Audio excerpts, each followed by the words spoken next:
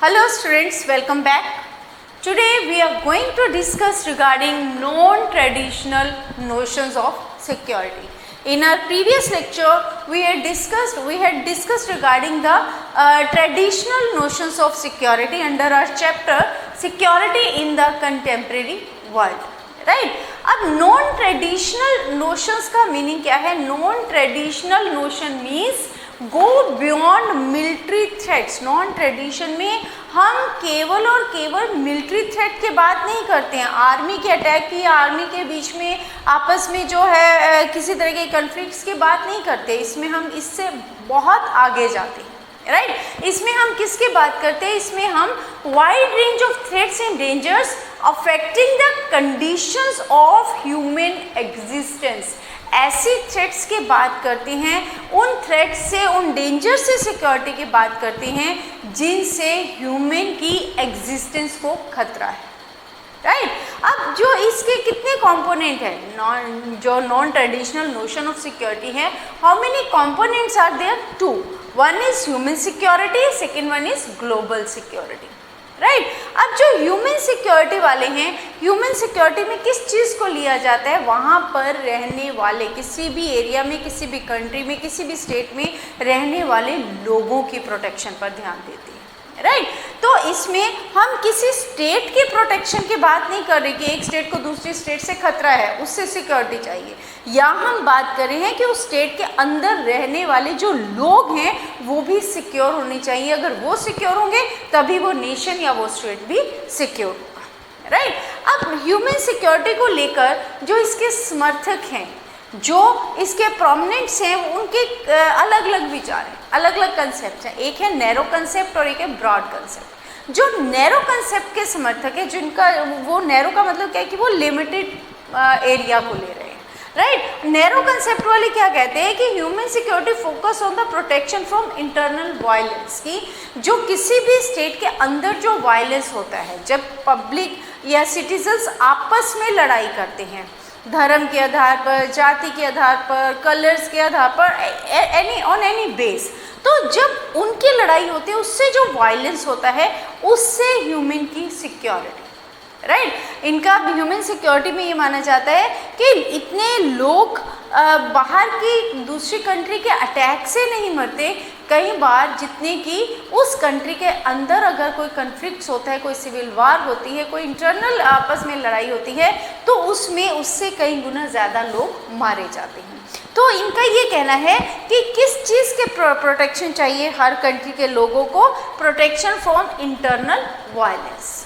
Right जबकि जो broad concept वाले हैं, जो और ज़्यादा बड़ा एरिया अपने अंदर कवर करते हैं, उनका क्या कहना है कि वायलेंस से तो प्रोटेक्शन चाहिए ही चाहिए, लेकिन इसके साथ साथ security from hunger, disease, natural disasters as well as from violence. अब उनका ये कहना है कि केवल वायलेंस नहीं, वायलेंस से सिक्योरिटी तो होनी चाहिए, इंटरनल वायलेंस से, लेकिन इसके साथ साथ उनका ये मानना है कि उनके किसी भी देश में लोग हंगर से भी सिक्योरिटी चाहते हैं. उनको ये कॉन्फिडेंस होना चाहिए, उनमें ये विश्वास होना चाहिए कि वो अपने देश में कम से कम भूख से नहीं मरेंगे, उन्हें खाने को प्रॉपर मिलेगा. डिजीज़ उन्हें हेल्थ फैसिलिटीज़ प्रॉपर प्रोवाइड होंगी. किसी भी तरह का अगर एपिडेमिक आएगा तो उनकी कंट्री, उनकी गवर्नमेंट उनकी सेफ्टी कर सकती है. Right except that natural disaster, अगर कोई फ्लड आ जाता है, राइट किसी भी तरह का कोई नेचुरल ड्रॉट आ जाता है, कोई भी नेचुरल डिजास्टर है, तो उस समय भी उनकी सरकार उन्हें किसी भी तरीके से सफ़र नहीं होने देगी. तो इसके ब्रॉड कंसेप्ट क्या कहता है कि केवल वायलेंस से सिक्योरिटी नहीं, बल्कि वायलेंस के साथ साथ हंगर, डिजीज और नेचुरल डिजास्टर से सिक्योरिटी भी क्या है? That comes under the human security. Is it clear? Okay this was regarding the human की सिक्योरिटी. अब सेकेंड हमारा नेक्स्ट क्या है?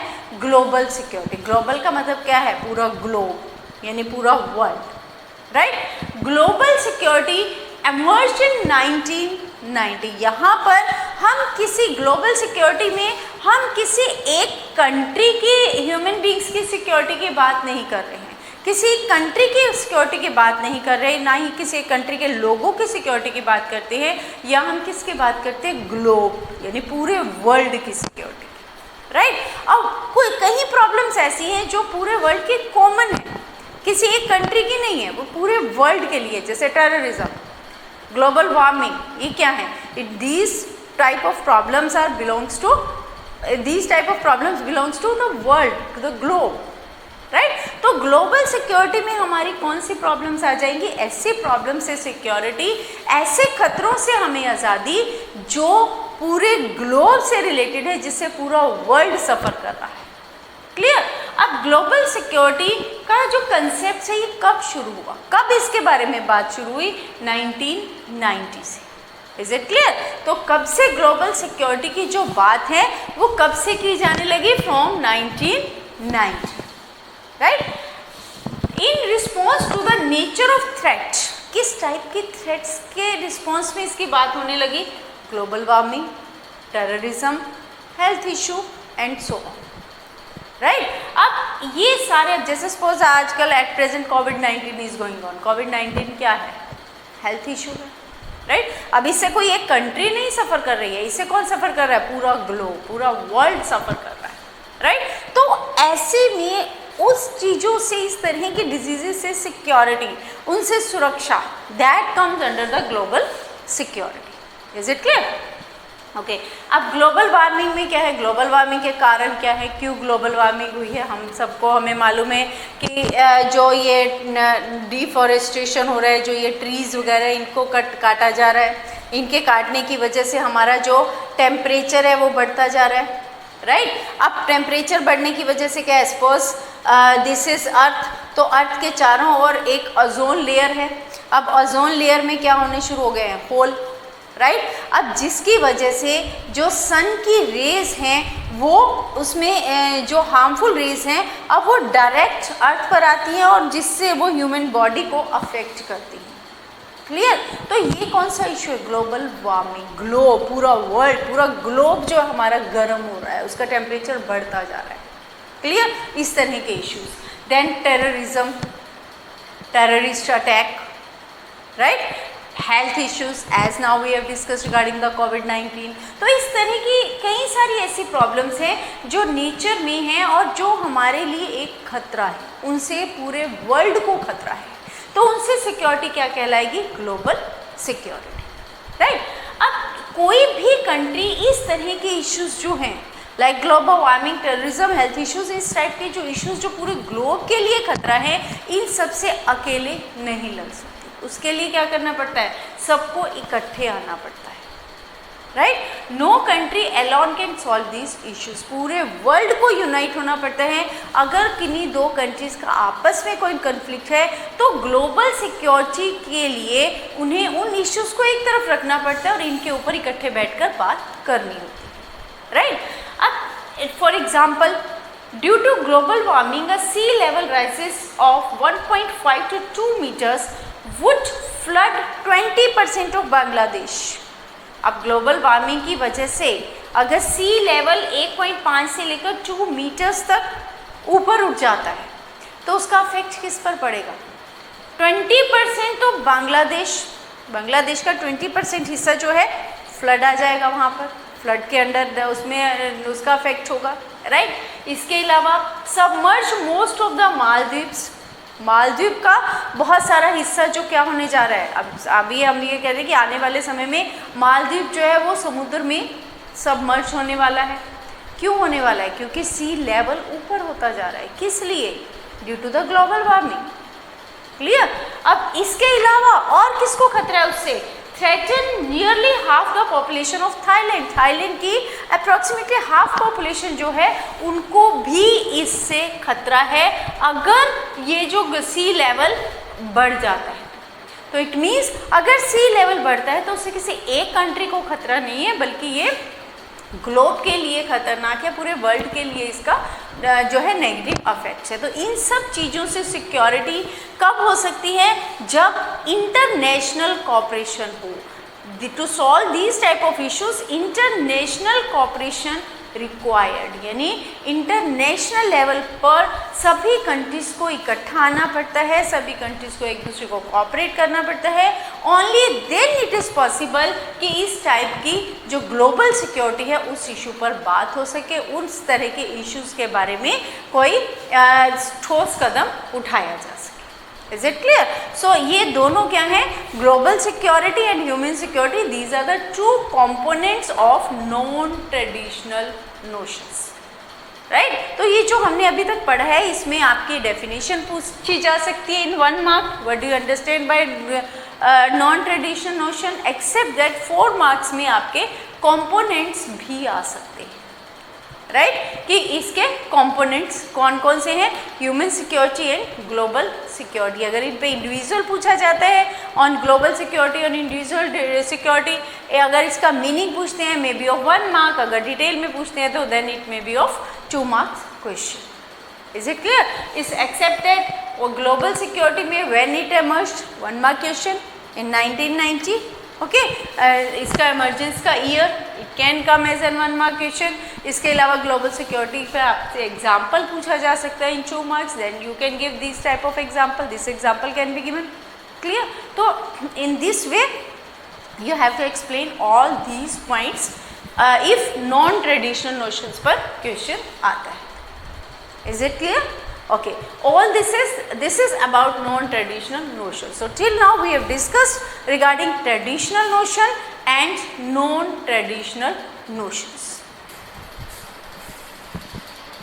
अब हम बात करेंगे new sources of threat. इसमें हम बात करेंगे जो अभी हमने नॉन ट्रेडिशनल कंसेप्ट्स की बात की थी, human rights and global poverty.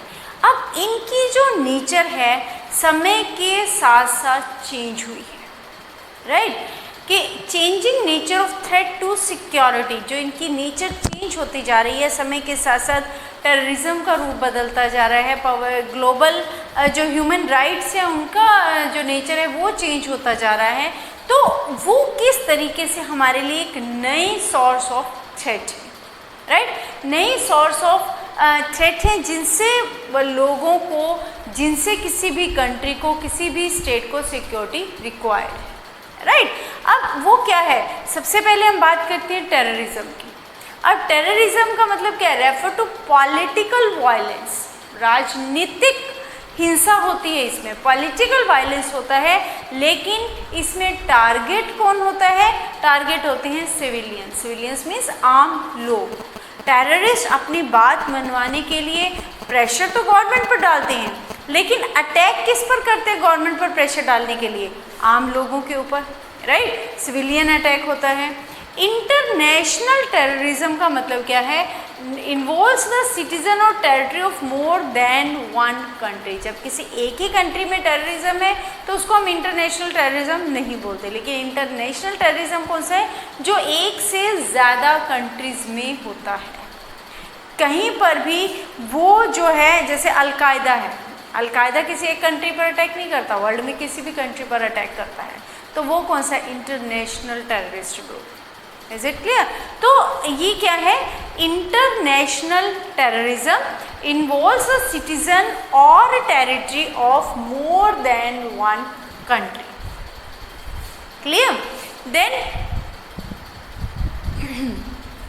Then bomb blast, hijacking planes, human bomb killing etcetera are all act of terrorism. Terrorism के एग्जाम्पल क्या हैं? कहीं पर बॉम्ब ब्लास्ट हो जाता है, कहीं पर प्लेन हाईजैक हो जाता है, ये सारे क्या हैं? किस चीज़ के एग्जाम्पल हैं? These are the example of terrorism. Is it clear?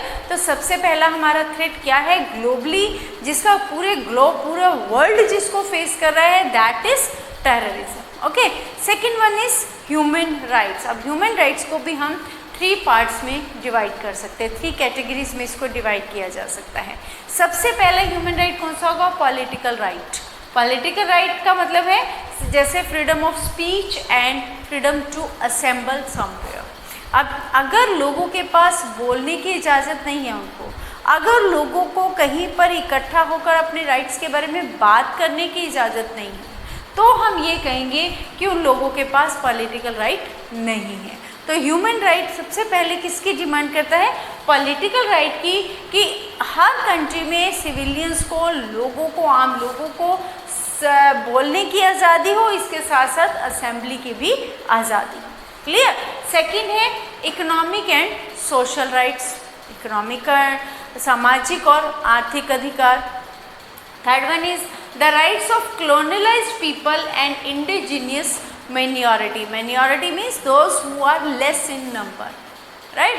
तो जो इंडिजीनियस मिनॉरिटी है और वो लोग जो कभी कॉलोनी का एक हिस्सा थे, जिनको ब्रिटिशर्स ने अपनी कॉलोनी बनाया हुआ था, तो उन कॉलोनलाइज्ड पीपल और इंडिजीनियस जो मिनॉरिटीज़ हैं इनके राइट्स, ये तीनों पॉइंट्स किस में आ जाते हैं?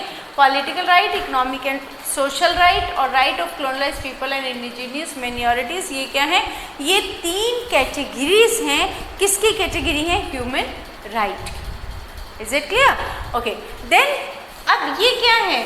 सिंस 1990, अब ह्यूमन राइट्स के बात हुई कि लोगों को उनको बोलने का अधिकार मिलना चाहिए, उनके सोशल राइट्स मिलने चाहिए, इकोनॉमिक राइट्स मिलने चाहिए, लेकिन 1990 से जब से इराक ने कुवैत पर अटैक किया, कुवैत पर इन्वेशन किया, इंडोनेशियन मिलिट्री ने जो था ईस्ट तिमोर के लोगों को मारा, ये इस तरह की जो घटनाएं हुई, इस तरह के जो इंसिडेंट्स हुए, इन्होंने किस चीज़ को आगे बढ़ाया? डिबेट के। कौन से डिबेट को?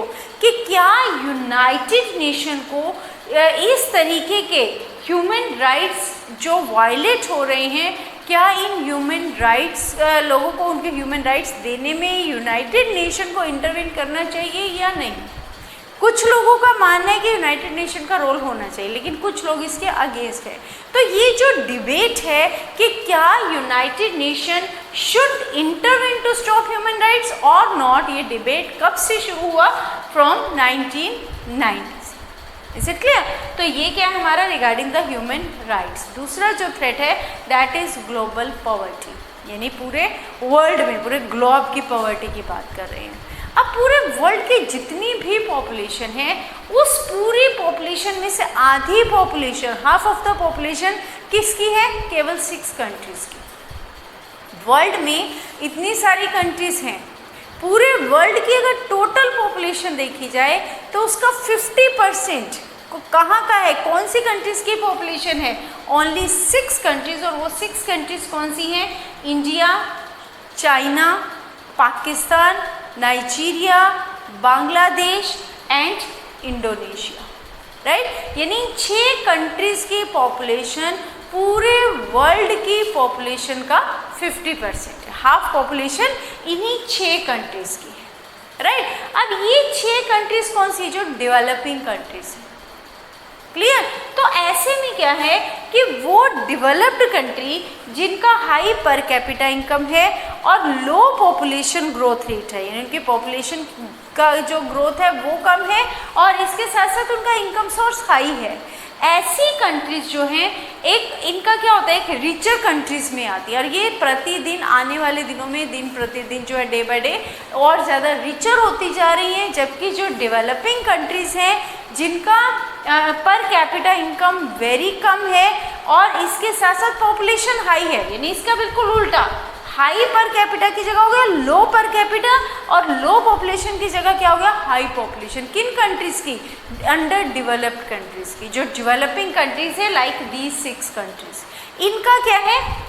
इनकम कम है, पॉपुलेशन का ग्रोथ रेट ज़्यादा है, जिसकी वजह से ये कंट्रीज़ पुअर है, राइट? और जो रिच कंट्रीज़ हैं वो पहले से ज़्यादा रिच होती जा रही हैं। तो इस तरीके से क्या हो गया? This led to the gap between the northern and southern countries of the world. इसकी वजह से जितनी भी नॉर्थ की कंट्रीज़ हैं और साउथ की कंट्रीज़ हैं उनके बीच में रिच और पुअर की डिस्पैरिटी आ चुकी है, राइट? रिच और पुअर का एक गैप क्रिएट हो चुका है। तो ये भी क्या है? ये जो गैप है रिच और पुअर का, ये ग्लोबल पॉवर्टी है। ये क्या है? ये क्या है? एक थ्रेट है। किस टाइप की थ्रेट है? जो वक्त के साथ साथ ये ज़्यादा बढ़ती जा रही है। अब नेक्स्ट है माइग्रेशन। माइग्रेशन क्या होता है? When people move from one place to the another, that is known as migration, right? कि जब लोग एक जगह से एक अपना जगह छोड़कर दूसरी जगह पर जाते हैं तो उसको क्या बोला जाता है, माइग्रेशन। ठीक है, अब माइग्रेशन, अब हमने पीछे भी बात की थी कि नॉर्थ और साउथ दोनों में सॉरी गैप जो है वो बढ़ता जा रहा है।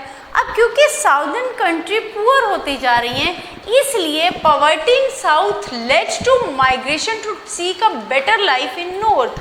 वहाँ के लोग अच्छी ज़िंदगी जीने के लिए, क्योंकि इस उम्मीद से कि नॉर्थ में जाएंगे तो उन्हें काम मिलेगा, राइट, उन्हें एम्प्लॉयमेंट मिलेगा, उनकी इकोनॉमिकल कंडीशन सुधरेगी, इसी उम्मीद से ये लोग कहाँ पर जा रहे हैं, टू द नॉर्दर्न कंट्रीज़। कौन से लोग, जो साउथ में रहते हैं। ठीक, अब this led to created international political friction. इससे क्या बढ़ गया है, इंटरनेशनल पॉलिटिकल फ्रिक्शन बढ़ गई। हर स्टेट ने अपने अपने इंटरनेशनल लेवल पर एक अलग से लॉ बन गए, राइट। अब इंटरनेशनल लॉ नॉर्म्स क्या कहते हैं, जो ये जितने भी माइग्रेट लोग हैं, एक जगह से दूसरी जगह जो लोग जाते हैं, तो क्या वो स्टेट इन माइग्रेट पीपल को एक्सेप्ट करें या ना करें, इसके बारे में लॉ क्या कहते हैं, या कब उन्हें किस तरह के माइग्रेट पीपल्स को एक्सेप्ट करना उनकी मजबूरी है, जिसको वो कंट्री मना नहीं कर सकती। क्लियर, और कौन से ऐसे माइग्रेंट्स हैं जिनको एक्सेप्ट करना उनकी मजबूरी नहीं है, यानी वो कंट्री चाहे तो उन्हें डिनाई कर सकती है, राइट। तो ये क्या है, international law and norm make distinction between the migrants. कौन से माइग्रेंट्स हैं, who voluntarily leave their home country, जिन्होंने अपनी मर्जी से अपने देश को छोड़ा है। जैसे बहुत सारे लोग इंडिया से अमेरिका, इंग्लैंड, इधर उधर जाकर बाहर की कंट्रीज़ में रह रहे हैं, वो क्या है, अपनी मर्जी से छोड़कर वहाँ गए हैं। अब ऐसे लोगों के लिए उन स्टेट्स की मर्जी है कि वो इनको एक्सेप्ट करे या ना करे। जैसे बोलते हैं पीआर मिला या नहीं, तो पीआर देना या ना देना उन कंट्रीज़ पर डिपेंड करता है, राइट। उस कंट्री को फोर्स नहीं किया जा सकता, state not force to accept them. जो लोग अपनी मर्जी से दूसरे देशों में गए हैं, माइग्रेट हुए हैं, उस स्टेट को, उन लोगों को एक्सेप्ट करने के लिए फोर्स नहीं किया जा सकता, राइट। लेकिन दूसरी तरफ दोज हू फ्ली फ्रॉम वार, लड़ाई की वजह से, कोई वार चल रही है उसकी वजह से उन्हें अपना घर बार छोड़कर दूसरी जगह जाना पड़ा, कोई नेचुरल डिज़ास्टर आ गया उसकी वजह से they have to leave their place. तो अगर इस तरह के लोग माइग्रेट होकर आते हैं तो उनको क्या बोला जाता है, रिफ्यूजीज। जैसे जब इंडिया और पाकिस्तान के डिवीज़न हुआ था, एट दैट टाइम जितने भी लोग पाकिस्तान से इंडिया में आए थे या इंडिया से पाकिस्तान गए थे, दे वर नॉन एज रिफ्यूजीज। ऐसे लोगों को जो किसी मजबूरी में एरिया छोड़कर आए हैं, उनको state force to accept them, उन्होंने उस दूसरी स्टेट को, उन माइग्रेंट पीपल को एक्सेप्ट करना पड़ता है, उन्हें अपनाना पड़ता है, उन्हें अपने यहाँ की सिटीजनशिप उन्हें देनी पड़ती है। Is it clear? तो इस तरीके से माइग्रेंट्स भी दो पार्ट्स में डिवाइड हो गए, दो तरह के हो गए। एक हो गए जिनको स्टेट के लिए ज़बरदस्ती नहीं है कि वो उसको एक्सेप्ट करे, दूसरे वो लोग जिनके लिए स्टेट को फोर्स किया जाता है ज़बरदस्ती, हर स्टेट को उन लोगों को एक्सेप्ट करना ही पड़ता है। Is it clear? तो ये भी क्या है, एक तरह से न्यू थ्रेट है। अब वो लोग जैसे बांग्लादेश से जो इंडिया में लोग आ रहे थे, What is that? Again threat to the security of the country. Clear? इसी तरीके से नेक्स्ट आ जाता है हेल्थ एपिडेमिक। हेल्थ से रिलेटेड कुछ भी अचानक से कोई एपिडेमिक हो जाना, जैसे अभी कोविड-19 है, हेल्थ एपिडेमिक है। क्लियर? तो सच एज पहले क्या था, HIV, AIDS, bird flu, severe acute respiratory syndrome जिसको सार्स के नाम से जाना जाता है, राइट। तो ये क्या है, have rapidly spread across country. अब जिस भी कंट्री में ये ज़्यादा होता है, लोग उस कंट्री को छोड़कर दूसरी कंट्री में जाते हैं, इससे क्या होता है, ये डिजीज़ स्प्रेड होती है, राइट। अब कोविड-19 लेटेस्ट जो हमें एग्जांपल है, आजकल क्या चल रहा है कोविड-19 का, उसमें भी क्या है, कहाँ शुरू हुआ था, ये चाइना में, लेकिन लोग माइग्रेट हुए China to the another countries, और इस तरीके से इस माइग्रेशन की वजह से आज ये एपिडेमिक पूरे वर्ल्ड में फैली हुई है, राइट। तो ये माइग्रेशन के जो है, ये हेल्थ एपिडेमिक्स की वजह से, किस वजह से फैलती हैं, कैसे ये जो एपिडेमिक्स है, ये डिजीज़ कैसे एक कंट्री से दूसरी कंट्री में जाती हैं, through migration, through business, tourism and military operations. Clear? These are the way जिससे कि हेल्थ एपिडेमिक जो एक कंट्री से दूसरी कंट्री में फैल जाता है और इस तरीके से पूरे वर्ल्ड में स्प्रेड हो जाता है, राइट? अब other new and poorly understood like Ebola virus, hanta virus, hepatitis C, ये भी एक नई तरह के वायरस है जिनको समझना अभी भी थोड़ा मुश्किल है, राइट? इसी तरीके से वाइल जो पुरानी डिजीज़ हैं जैसे ट्यूबरक्लोसिस है, मलेरिया है, डेंगू है, इन सब के लिए कुछ ड्रग्स बनी हैं, लेकिन आज भी इन जो बीमारियां हैं, ये जो हेल्थ इश्यूज हैं, इनको प्रॉपर तरीके से इनको कॉप अप करना अभी भी एक चैलेंज बना हुआ है। आज भी जो है इनको ट्रीट करना इतना इजी नहीं है। It's there is these disease are difficult to treat, right? तो ये क्या है हमारी हेल्थ एपिडेमिक्स। तो इस तरीके से अगर देखा जाए तो ये जो हेल्थ एपिडेमिक्स हैं, these cause all these comes under the new source of threat, right? लेकिन अगर हम अगर हम बात करते हैं कि जितनी भी ये नॉन सिक्योरिटी के जो हमारे नॉन ट्रेडिशनल कंपोनेंट्स हैं, सभी कंपोनेंट्स हर जगह एक जैसे नहीं हैं, हर जगह वो थ्रेट नहीं है। थ्रेट की सिर्फ हम एक ही डेफिनेशन नहीं ले सकते। हो सकता है एक एपिडेमिक या एक सिचुएशन एक एरिया के लिए थ्रेट है, दूसरे एरिया के लिए नहीं है। सपोज अगर हम ग्लोबल वार्मिंग की वजह से जो सी लेवल बढ़ रहा है, that is threat for Maldives, कि आने वाले समय में मालदीव का बहुत बड़ा हिस्सा सबमर्ज हो सकता है सी में, but it's not threat for other countries. Clear? Same you can take the another example कि जहाँ पर भी कोई फ्लू जो स्टार्ट हुआ है, कोई वायरस स्टार्ट हुआ है, अगर उसको वहीं पर रोक लिया जाए, इट मे बी वायरस में जैसे HIV एड्स का हमने किया था, तो अफ्रीका में इसका इफेक्ट ज़्यादा था, not in the other countries. तो इस तरीके से क्या है कि एपिडेमिक्स की जो नेचर है, इट कैन बी चेंज।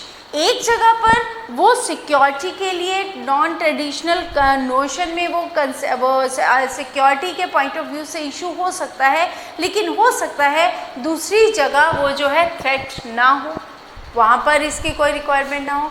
तो it depends on the circumstances, it depends on the nature of the threat कि वो वहाँ की सिक्योरिटी के लिए रिस्क फैक्टर है या नहीं। Clear? So this is about the new sources of threat. इसमें as it itself come as an 6 marks question, except that so many 1 mark questions are there. What's the meaning of migration? What are health epidemics? And two types of migrants. This can come law and norms के base पर 2 marks के question बन सकता है, as well as आपसे इनकी full form पूछी जा सकती हैं। What's the full form of SARS? Clear? तो any question can come from anywhere as an 1 mark, 2 marks, 4 marks और 6 marks क्वेश्चन। क्लियर?